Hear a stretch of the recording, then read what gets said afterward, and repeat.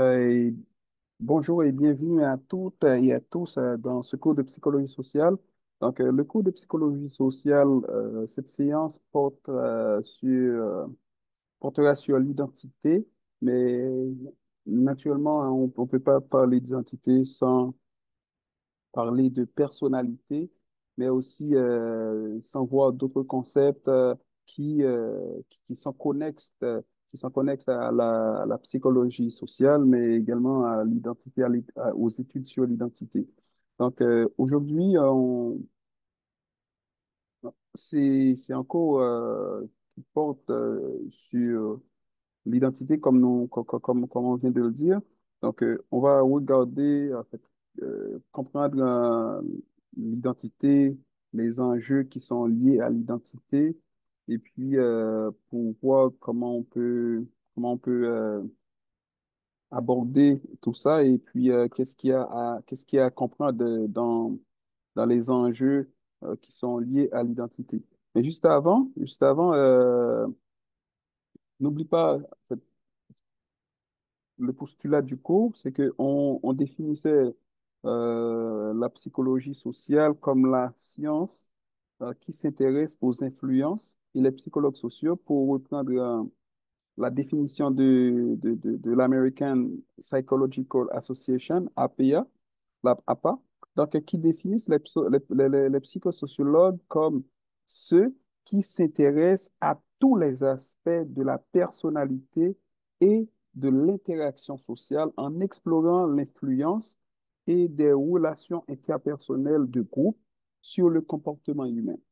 Cette définition euh, en dit long sur la mission de la psychologie sociale ou sur la vision de la psychologie sociale, c'est-à-dire, c'est une science qui s'intéresse non seulement aux influences, comment les individus sont influencés en situation de groupe, comment les individus sont influencés en situation, en relation interpersonnelle, intrapersonnelle ou interpersonnelle de groupe. Donc, euh, en fait, l'une des choses qui intéresse beaucoup le psychologue, c'est vraiment la situation sociale. C'est-à-dire dans quelle situation tel individu avait tel type de comportement.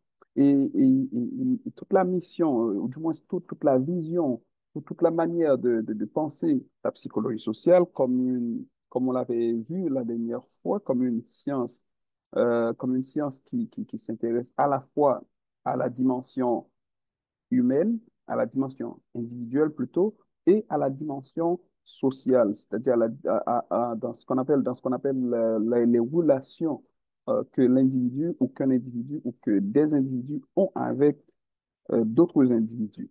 Donc, en ce sens, on ne peut pas parler en fait, d'influence sans parler, ou du moins d'identité, et sans parler non plus de la personnalité. Et vous verrez dans tous les manuels de psychologie sociale que ces deux notions ou ces deux concepts-là, vous les verrez parce que tout simplement, ce sont des concepts clés qui expliquent même l'objectif ou l'objet d'étude de la science psychologie sociale. Bien. En ce sens, on peut penser, on peut commencer par dire que la personnalité se distingue de l'identité. Mais le cours d'aujourd'hui porte majoritairement sur l'identité. Mais je voudrais juste vous rappeler que quand on parle de personnalité, l'une des définitions que j'aime beaucoup, c'est la définition du psychologue d'origine autrichienne qui s'appelle Walter Michel, qu'on étudie de moins en moins à l'université en Haïti. Mais Walter Michel, c'est un magnifique en fait, psychologue qui définissent la psychologie, qui définissent la personnalité comme les modes de comportement, y compris les pensées, les émotions qui caractérisent chaque individu dans différentes situations de leur vie.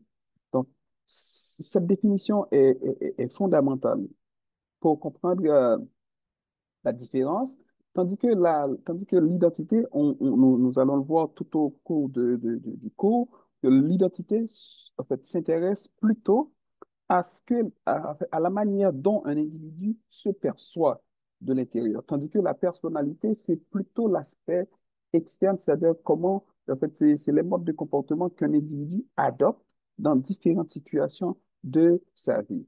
Donc, là encore, par exemple, en fait, l'une des choses sur lesquelles il faut insister, c'est le fait que quand on parle de personnalité, il faut d'abord voir ce qu'on appelle un masque. L'idée de personnalité vient du persona, c'est-à-dire dans le théâtre grec, on dénombrait environ 12 personnalités et c'est comme ce qu'on vend, ce qu'on met de l'avant quand on se présente.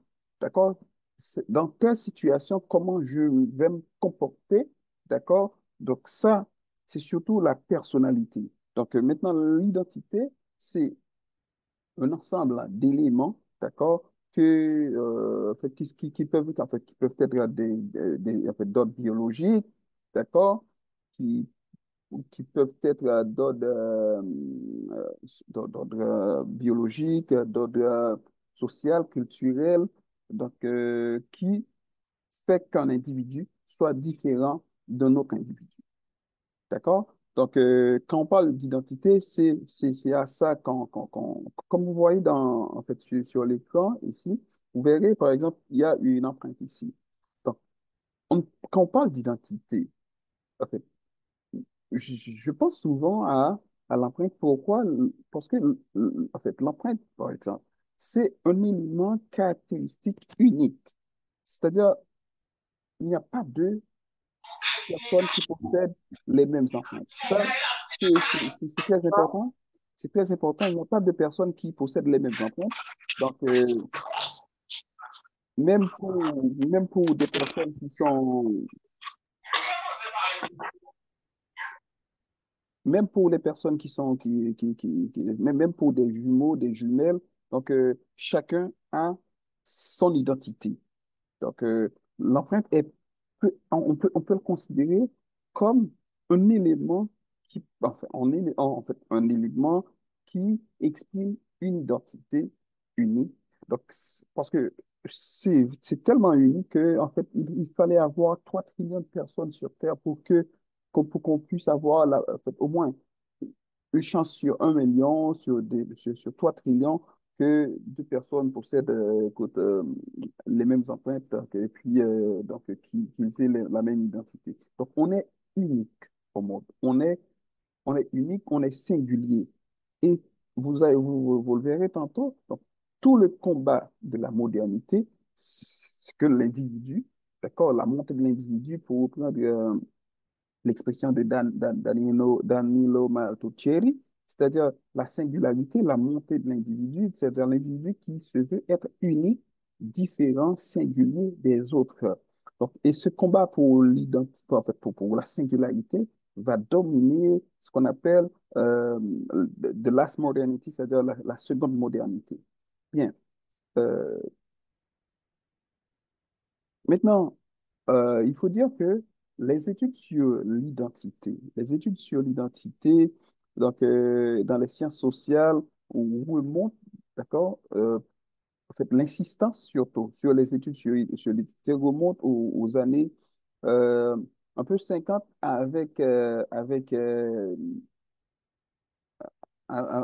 dans la psychologie sociale. Donc, avec l'étude sur l'identité des adolescents avec Eric Erickson. Mais un peu plus tard, Claude Lévi-Strauss va lancer un séminaire enfin, un peu plus dans la sociologie et l'anthropologie, un séminaire qu'il a lancé. Donc, ce séminaire était crucial. Il était crucial dans la mesure où donc, il y avait beaucoup de chercheurs, beaucoup d'anthropologues, d'ethnologues, de sociologues qui se questionnait sur l'identité. Et puis, il y avait une communication très intéressante, en fait, présentée par Françoise Héritier sur les samots de Haute-Volta. Et ce qui rend pertinente cette communication, c'est le fait que Françoise Héritier montrait que, par exemple, euh, il n'y avait pas eu de questionnement identitaire au sein de ce groupe ethnique du Samo de Haute-Volta. Et la raison est que dans cet espace-là ou dans cette communauté-là, il y a eu ce qu'on appelle une absence de pertinence du concept d'identité, puisque tout le monde connaissait tout le monde. Donc, si tout le monde connaissait tout le monde, il n'y a pas lieu de se questionner, genre, qui sommes-nous là, par rapport à ces groupes-là? Parce que c'est comme, genre, tout le monde connaissait tout le monde, donc on ne se questionnait pas sur son origine, on ne se questionnait pas sur ce qu'on fait dans le monde par rapport aux autres. Donc, c'est-à-dire, on vivait juste. Donc, c'était, en fait, pour François Héritier, c'était quand même quelque chose un peu intéressant, étrange. Donc, un peu, en tout cas, ça donne lieu à vraiment à des recherches approfondies pour comprendre pourquoi. Donc, il n'y a pas eu de pertinence du concept d'identité. Donc, parce que tout le monde connaissait tout le monde. Donc, est-ce que, par exemple, d'autres recherches avaient montré, par exemple, les recherches de Mead, par exemple, avaient montré que même pour la question en fait, de la crise d'identité, dont on parle beaucoup en psychologie, et elle n'est pas pertinente dans toutes les sociétés, d'accord? Donc, c'est pour dire que la notion d'identité est changeante d'une société à une autre. Donc, en fait, quand on remonte en fait, dans les travaux d'Erickson dans les années 70, donc l'identité, en fait, est perçue comme Erickson comme une réalité intime. C'est un ressenti d'identité. Et puis, Erickson nous dit que ces impacts peuvent être ceux de la transmission, mais c'est par la transmission de la culture que l'identité de l'autre peut se construire. C'est-à-dire quand on parle de la construction de l'identité. Donc, ça se fait, selon Erickson, à travers la culture, à travers les relations sociales. Donc, et il y a aussi Marty qui travaille sur l'identité à travers un texte qui s'appelle Identité et stratégie identitaire, qui pose ces mêmes questions, à savoir comment se fait la transmission. Et la culture est un élément majeur dans ce qu'on appelle la transmission de l'identité, et notamment l'identité de groupe. Donc, c'est-à-dire que si vous vous rappelez bien de ce qu'on avait dit la semaine dernière, c'est que, pour reprendre Norbert Elias, c'est-à-dire l'individu porte en lui la totalité de sa société. Quand on dit l'individu porte en lui la totalité de sa société, c'est-à-dire l'identité de l'individu est forgée à partir de ce que euh, Norbert Elias appelle le filet social. C'est-à-dire, c'est un ensemble de fils, mais qui forment un tout. Et l'individu est pris aussi dans ce tout. C'est-à-dire, l'individu existe en lui-même parce qu'il est l'un des fils qui forment ce filet, mais l'individu aussi est pris dans ce filet. Donc, d'où ce qu'on appelle en fait, la complexité dont parle Edgar Morin et puis aussi Norbert Elias pour parler de l'identité et de la complexité du concept d'identité. Mais maintenant, c'est intéressant aussi en fait, de se demander, en fait, si l'identité, pour reprendre Marty, si l'identité se construit à partir des autres, donc il faut dire que l'identité de chacun, à partir de l'ensemble des composantes, se forme à partir de l'ensemble des composantes de la famille, par exemple. En fait, on vient de quelle famille? Est-ce qu'on vient d'une famille aisée, d'une famille pauvre? En tout cas, de quel type de famille? Monoparentale, écoute, famille recomposée, famille hétéro, famille homo, en tout cas, toutes sortes tous les types de familles possibles qu'il y a dans le monde.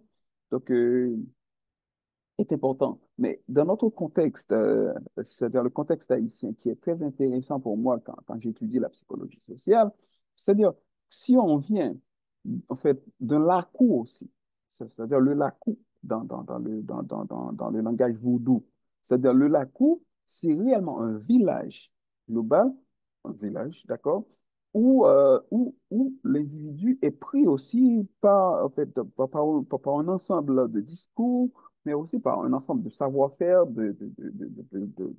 d'une cosmogonie, d'une manière de voir le monde, d'une manière de se voir aussi dans le monde.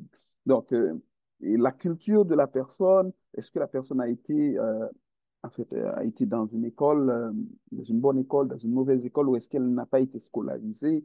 Donc, la communauté, quel lien qui existe-t-il dans les communautés, par exemple, si on vient en fait, d'une culture où l'on dit que manger cuit pas gamète, c'est-à-dire, en fait, la nourriture, en fait, n'a pas de propriété, tout le monde peut avoir accès, en fait, tout le monde peut y avoir accès, il suffit que c'est prêt, il suffit que c'est prêt à manger, tout le monde peut en manger, peut en goûter. Donc, c'est pas la même chose que si l'on a grandi dans une culture comme en Occident, donc, où, par exemple, ces choses-là, par exemple, la nourriture de la personne, on n'y touche pas, par exemple.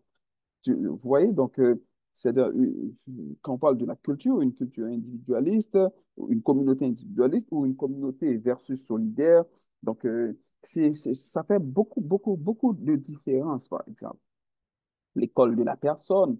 Donc, on était à quelle école? Donc, et vous êtes des Haïtiens, vous comprenez bien quand on dit tout ça, ça a beaucoup de sens parce que la plupart du temps, quand les personnes essayent de se définir ou essayent de se vanter, si on peut le dire comme ça, écoute, ils mettent en avant leur parcours scolaire pour dire, écoute, moi, j'étais quand même chez les frères, j'étais chez les sœurs, j'étais au lycée. Ça fait toute une différence si on dit qu'on était au lycée, si on dit qu'on était au lycée, mais n'est pas n'importe lequel, Toussaint Louverture, d'accord, ou lycée Jean-Jacques Dessalines. Vous voyez, au Racius l'Aventure, ça fait vraiment beaucoup de différence. Donc, si on était dans une école privée, quel type d'école, etc. Donc, tout ça fait partie en fait, permet à l'individu de se définir, c'est-à-dire construire, et tout ça participe à la construction de l'identité de l'individu. Donc, son environnement professionnel aussi. Est-ce qu'on est sociologue? Est-ce qu'on est psychologue? Est-ce qu'on est médecin? Par exemple, dans notre société en Haïti, comme dans beaucoup d'autres sociétés occidentales, en fait, qu'est-ce qu'on remarque dans les sociétés occidentales? C'est qu'on remarque que en fait, les médecins, par exemple, sont mieux payés. Et même dans des sociétés, les médecins ne sont pas mieux payés, tel qu'Haïti. Par exemple, en fait, étudier la médecine, ça procure ce qu'on appelle un capital c'est un capital important. C'est un capital social, c'est un capital culturel, mais beaucoup plus social, donc qui fait que je dis que je suis docteur, médecin, donc, donc, j'ai en fait, j'ai accès à beaucoup de choses, j'ai accès à la structure sociale, et puis plus que quelqu'un, par exemple, qui est un simple professeur d'école primaire, par exemple. Donc, on le dit comme ça parce que c'est la réalité. Donc, ça ne devrait pas être comme ça, sûrement. On peut toujours critiquer cette manière de faire, mais une chose est certaine, c'est comme ça fonctionne la société. Ainsi, quand on parle de l'identité, il faut mettre en exergue ce qu'on appelle la construction du jeu. Le jeu, la construction du jeu est très important dans ce qu'on appelle la construction identitaire. Donc, parce que l'individu, tout ce que l'individu fait là, l'individu fait ça au regard de sa construction, de sa propre construction, de sa personne, mais aussi de la construction euh, en fait, la personne essaie aussi de se projeter, voilà ce que je voulais dire, dans le temps. Donc, ainsi, quand on parle de construction identitaire, ça renvoie au fait qu'un sujet, d'accord, essaye de s'identifier en tant qu'élément unique d'un ensemble qui est la société. Donc, et ceci, l'individu partage certaines valeurs en fait, d'une communauté. C'est-à-dire, si on est haïtien, par exemple, ou on est haïtienne, on comprend comment fonctionnent et certaines choses par rapport à des situations précises. Que faire? D'accord? Et ça, c'est valable, par exemple, pour un Australien. Il comprend, par exemple, que, écoute, il vit dans une société où je pense que l'Australie est peut-être le pays où il y a plus d'animaux, sinon ça fait partie des pays où il y a plus d'animaux venimeux, par exemple. Donc, en Australie, on fait attention, par exemple, on fait attention aux fourmis, hein. La plus petite fourmi qu'on voit, on fait attention à ça. Tandis que, par exemple, dans d'autres pays, tels qu'en Haïti, par exemple, on fait moins attention à ça. Mais on fait attention à d'autres éléments, peut-être. Sécuritaire, par exemple. On dit, écoute, mon cher, si on n'a pas vraiment des besoins, il y a certains quartiers, on ne se rend pas. Mais c'est déconstruit. Donc, on arrive à construire ses discours par rapport à certaines réalités. Tout comme l'individu, par exemple, se situe par rapport à toutes ces réalités-là pour se définir, ça prend tout ça. Bon, maintenant,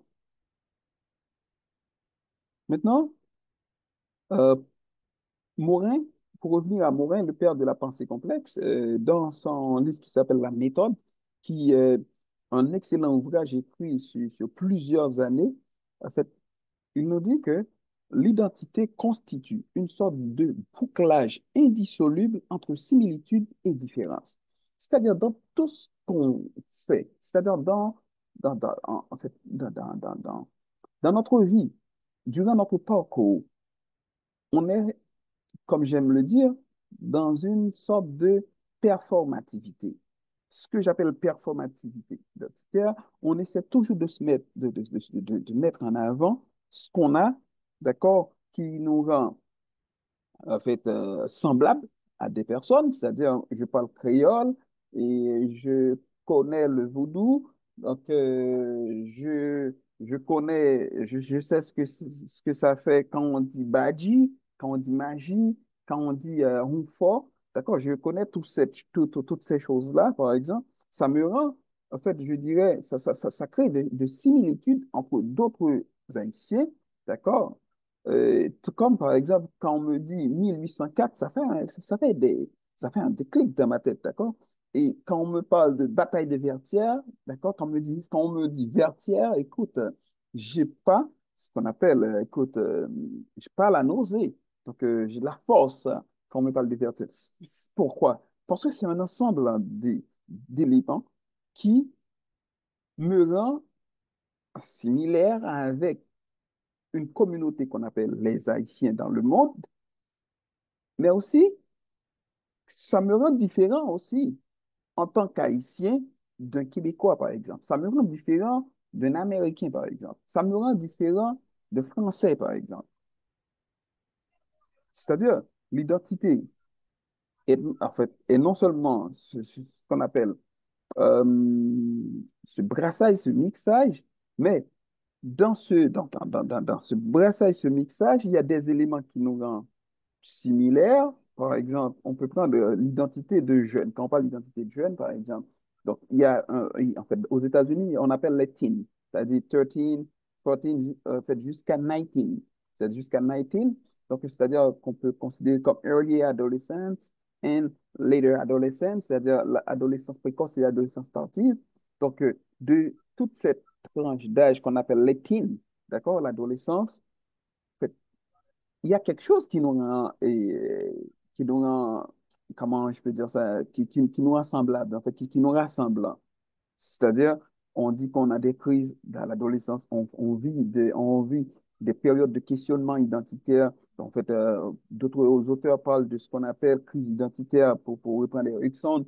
Donc, c'est-à-dire, les adolescents partagent certains enjeux de santé, d'accord, les maladies sexuellement transmissibles. Donc, les adolescents partagent certains goûts musicaux, d'accord.